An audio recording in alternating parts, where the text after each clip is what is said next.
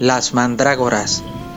Gilles Grenier, el hechicero, y Sabine, su esposa, procedentes del Bajo Averoin, de lugares desconocidos o que incluso no constan en ningún mapa, habían elegido con sumo cuidado el emplazamiento de su cabaña cerca de las marismas cuyas aguas estancadas, el río Isoil, una vez superado el gran bosque, estría en canales de aguas inmutables, infestadas de juncos, estanques abotagados de juncias, cubiertos de espuma como los potingues de las brujas. La casa se alzaba entre mimbreras y alisos sobre un pequeño montículo, y enfrente, orientado a las marismas, había un pequeño prado hundido en tierra rojiza, donde crecían los cortos y gruesos tallos con pobladas hojas de mandrágoras, cuyo tamaño y abundancia superaban el de cualquier otra marca de la provincia donde latiese la brujería. Gilles y Sabine empleaban las raíces carnosas y bifurcadas de aquella planta, que en opinión de muchos eran semejantes a las extremidades del cuerpo humano, para confeccionar filtros amorosos. Sus pociones, preparadas con muchísimo esmero y astucia, enseguida adquirieron reputada fama entre la gente común de las villas. Incluso recibían pedidos de las clases más elevadas que acudían de incógnito a la cabaña. Se afirmaba que las pociones producían sorprendentes efectos aún en los corazones más fríos y distantes, que hendían las corazas de las almas más virtuosas y castas. Así pues, la demanda a aquellas pócimas magistrales devino enorme.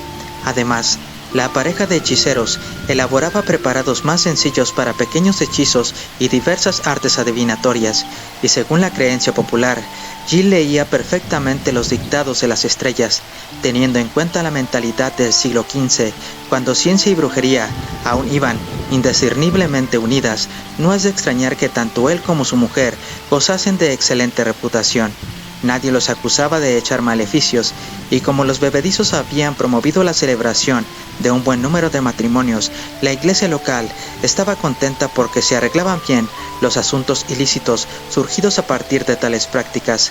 Aún así, al principio hubo quien desconfió de Gilles. Con cierto temor murmuraban que lo habían expulsado de Blois, pues en aquella zona había la creencia popular de que todos los llamados Grenier eran hombres lobo. Pusieron de relieve su abundante cabellera, el espeso vello negro de las manos y una barba que prácticamente le nacía a la altura de los ojos, pero en líneas generales se juzgó que aquellas aseveraciones carecían de fundamento y que en Gilles no se apreciaban signos ni actitudes propios de la licantropía, y al poco, a causa de los motivos expuestos antes, los escasos detractores se vieron completamente superados por la tácita aceptación popular que consiguieron sus prácticas. En realidad, apenas nada se sabía de ellos, ni siquiera los visitantes asiduos. Mantenían la discreción propia de los que se mueven entre misterios y hechizos. Sabine, atractiva mujer con ojos grisazulados y cabello color del trigo, aspecto del todo opuesto al de una bruja tradicional, era ostensiblemente más joven que Gilles, con el pelo y la barba ya maculados por la edad. Algunos clientes rumoreaban que, a menudo, se los oía enzarzados en violentas discusiones. Por supuesto, la gente enseguida se burló, diciendo que la causa de tales disputas domésticas era la confección de los filtros, pero aparte de estas trivialidades, de poco más se podía hablar. Las contrariedades conyugales de Gilles y Sabine, graves o insustanciales, para nada interferían en los magníficos resultados de sus bebedizos. Tampoco se notaba la presencia de Sabine, que incluso 5 años después de instalarse en Averoin, los clientes y los vecinos tardaron mucho en percatarse de que Gilles estaba solo. El hechicero respondió que su esposa había emprendido un largo viaje para visitar a los parientes de una lejana provincia. Nadie puso en duda aquellas explicaciones, ni se cayó en la cuenta de que nadie la había visto marcharse. A mediados de otoño, de un modo impreciso y parco, Gilles dijo a los que le preguntaron que al menos no regresaría hasta poco antes de la primavera. Aquel año, el invierno no solo llegó antes de lo previsto, sino también se demoró más de lo normal. Fuertes nevadas y ventiscas azotaron el bosque y las tierras altas y sojuzgaron las ciénagas con una espesa capa de hielo. Fue una estación dura, dominada por las privaciones. Cuando advino la ansiada primavera, las flores cubrieron los prados y brotaron las hojas en los alisos. Muy pocos pensaban en la ausencia de Sabine, y más adelante, cuando las manzanas sucedieron a las campanillas púrpura de las mandrágoras, su prolongada ausencia dejó de alimentar los temas de conversación. También parecía que la ausencia no incumbiese para nada a Gilles. plácidamente dedicado a sus libros y marmitas, a la recolección de hierbas y raíces para las fórmulas mágicas. Obraba como si supiera a ciencia cierta que su esposa ya no regresaría jamás, y es que en realidad la había matado un atardecer de otoño, en el curso de una ácida disputa. En defensa propia, le había arrebatado el cuchillo con el que lo amenazaba y le había abierto el pálido y delicado cuello. Acto seguido, la enterró a la luz de los últimos rayos de la luna, en el prado de las mandrágoras, procurando tapar bien la tierra removida como si, en realidad, hubiese estado plantando nuevas raíces. Cuando el deshielo también llegó al prado, ya no estaba seguro del lugar exacto en el que había sepultado el cadáver. Ahora bien, a medida que avanzaba la primavera, se apercibió de que en una de las zonas las mandrágoras crecían con mayor profusión que en el resto. Fue allí donde llegó a pensar que yacía el cuerpo de Sabine. Lo visitaba con frecuencia y no podía evitar sonreírse con complacida y clandestina ironía, en vez de preocuparse porque gracias a aquel osario las mandrágoras brotasen y crecían como en ninguna otra parte. A decir verdad, también era paradójico que el destino lo hubiese llevado a hacer del prado un cementerio familiar. El asesinato de su esposa no le suscitaba ningún sentimiento de culpabilidad. Desde el principio, habían vivido como el perro y el gato. Sabine tenía un carácter endiabladamente fuerte y ladino. Nunca había amado a aquella taimada bruja. Cuando lo dejaba solo, se sentía infinitamente mejor. Sin soportar sus continuos sarcasmos, su mirada ceñuda, sin temer que sus largos dedos y afiladas uñas le desenredasen la barba. Como había previsto, con la primavera la demanda de sus filtros amorosos subió como la espuma. Los hombres y mujeres de la vecindad acudían constantemente, tanto los galanes que pretendían asaltar los muros de la virtud, como las esposas que ansiaban recobrar la ilusión de sus primeros días de matrimonio, o las mujeres crepusculares que deseaban rejuvenecer con el ardor de hombres jóvenes. Por eso, de nuevo tuvo que dedicarse a abastecer bien sus existencias en pócimas amorosas. Para tal efecto, se dirigió al prado de noche, bajo la luna llena de mayo, en busca de raíces recién salidas con que elaborar sus bebedizos. Con una sonrisa algo perversa, comenzó a seleccionar las plantas, bañadas por la luz argentea de la luna, que crecían justo donde estaba enterrada Sabine. Con una peculiar paleta hecha a partir del fémur de una bruja, comenzó a desenterrar con mucho cuidado las raíces en forma de hombres diminutos. Aunque completamente familiarizado con las formas extrañas y en cierta manera humanas de la mandrágora, el aspecto de la primera raíz que extrajo lo sorprendió. Inusualmente grande y pálida, cuando se la acercó a los ojos para examinarla mejor, vio que sus formas y extremidades eran las propias de una mujer, proporcionada por el justo medio y con los 10 dedos de los pies claramente distinguibles. Carecía de brazos y, sin embargo, el pecho estaba formado por una gran mata de hojas ovales. Jill se sorprendió sobre todo por el modo en que la raíz semejó girarse y contorsionarse de dolor cuando la arrancó de la tierra. La dejó caer súbitamente y el minúsculo ser se quedó temblando sobre la hierba. Tras reflexionar un poco, juzgó que aquel prodigio era de naturaleza demoníaca y siguió escarbando.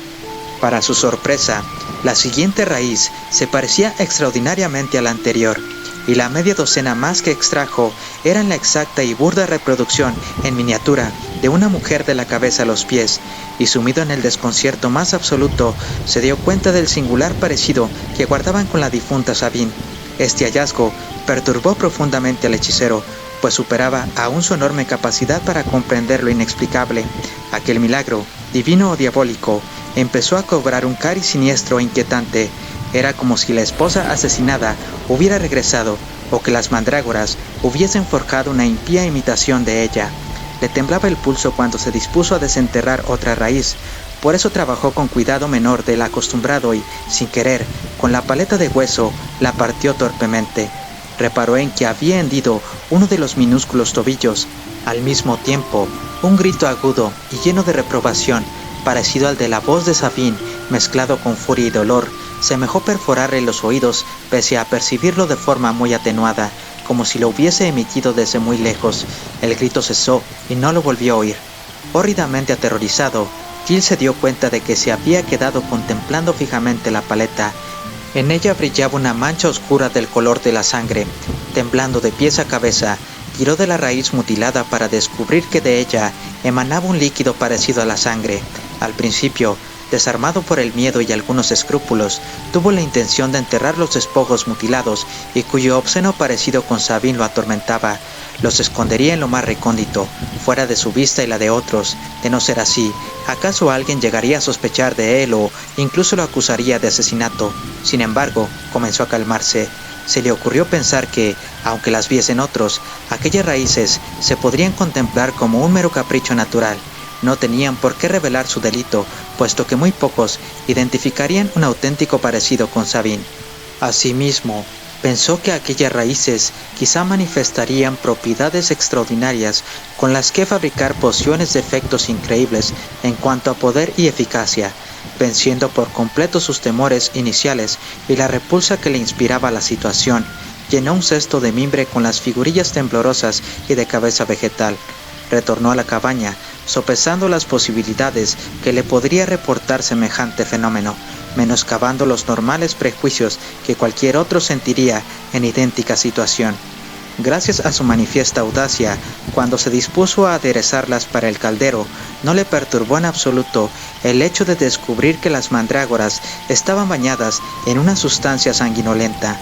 Consideró que los borboteos frenéticos del caldo, hirviente y espumoso, como la saliva de un demonio, se debían a las excepcionales propiedades de tamaños ingredientes. Incluso osó elegir la raíz con las formas más parecidas a una mujer, para colgarla en medio de la cabaña, junto a otras hierbas y componentes, con la intención de consultarla cual oráculo del futuro, como se usaba entre hechiceros. Los nuevos filtros fueron adquiridos por ávidos clientes. Gill se arriesgó a recomendarlos para vencer las más arduas virtudes, ya que según él, sus propiedades inundaban de pasión los pechos más inasequibles y marmóreos, incluso eran capaces de inflamar la pasión de un muerto. Ahora, al recordar esta antigua leyenda de Averoigne, creo que se dijo que el impío brujo, sin temer a Dios ni al diablo, osó cavar nuevamente en la zona donde yacía Sabine, para extraer muchos más ejemplares de raíces blancuzcas y con formas femeninas, las cuales gritaban desesperadas bajo la luz de la luna o movían sus miembros compulsivamente, y todos los ejemplares que sacó se parecían sobremanera a la difunta Sabine en miniatura, de la cabeza a los pies, y a partir de ella compuso nuevos filtros para venderlos cuando se presentase la ocasión. Sin embargo, nunca llegó a vender estas últimas creaciones, y de las primeras solo vendió unas pocas debido a las tremendas y calamitosas consecuencias que conllevaron su prescripción. Quienes las tomaron, hombres o mujeres, no se sintieron invadidos por la más inflamada de las pasiones, como era deseable, sino que les atacó una oscura ira, una locura satánica que les impelía de modo irresistible a agredir y aún matar a quienes mediante el bebedizo habían buscado prender en ellas la llama del amor. Así, los maridos se volvieron contra las mujeres, las muchachas contra quienes las cortejaban, con palabras insufladas de odio y acciones deplorables. Un joven galán, que había acudido a la cita prometida, fue acometido por una mujer vengativa que le clavó en el rostro sus afiladas uñas y le abrió sangrantes canales. Una dama que había creído salir vencedora del torneo amoroso fue maltratada hasta morir por su caballero, hasta entonces techado de cortesía y respeto. Tal revuelo armaron aquellos sucesos que se pensó que había una invasión de demonios. Al principio se creyó que todos aquellos hombres y mujeres enajenados estaban poseídos por el diablo, pero cuando salió a colación el uso de las pociones y se vio claramente de quién procedían, la carga de toda la culpa recayó sobre los hombros de Gill Grenier, que fue acusado de brujería tanto por las leyes eclesiásticas como las civiles. Los oficiales encargados de arrestar a Gill lo encontraron al atardecer en su cabaña, inclinado y murmurando sobre un caldero lleno de espuma y que borboteaba con un fluido que hervía cual detritus del fleguetón. Penetraron y lo capturaron por sorpresa. No ofreció resistencia, pero sí mostró una gran sorpresa cuando le explicaron los devastadores efectos que habían causado sus filtros. No alegó nada en favor ni en contra de las acusaciones de brujería. A punto de llevárselo prisionero, los oficiales percibieron una voz muy débil y trémula que salía de las sombras de la cabaña, donde colgaban manojos de hierbas y plantas, así como aperos propios de la brujería. Lo parecía emitir una extraña raíz, dividida justo por el lugar que podría equivaler a la cintura de una mujer, y ennegrecida por el fuego del caldero. Uno de los oficiales creyó reconocer en ella la voz de Sabine, la esposa del brujo. Todos juraron que la habían oído perfectamente pronunciar estas palabras. En lo más profundo del prado, donde más crecen las mandrágoras, petrificados de espanto por las misteriosas palabras y por la repulsiva apariencia humana de la planta, aquel fenómeno lo atribuyeron al influjo de Satanás. Asimismo, no sabían qué pensar de aquellas palabras. Preguntaron a Jill con mucha insistencia, pero el brujo se negó a cooperar. Fue su nerviosismo ante tales cuestiones lo que finalmente les decidió ir a examinar el sitio señalado por la voz. Comenzaron a cavar alumbrados por linternas.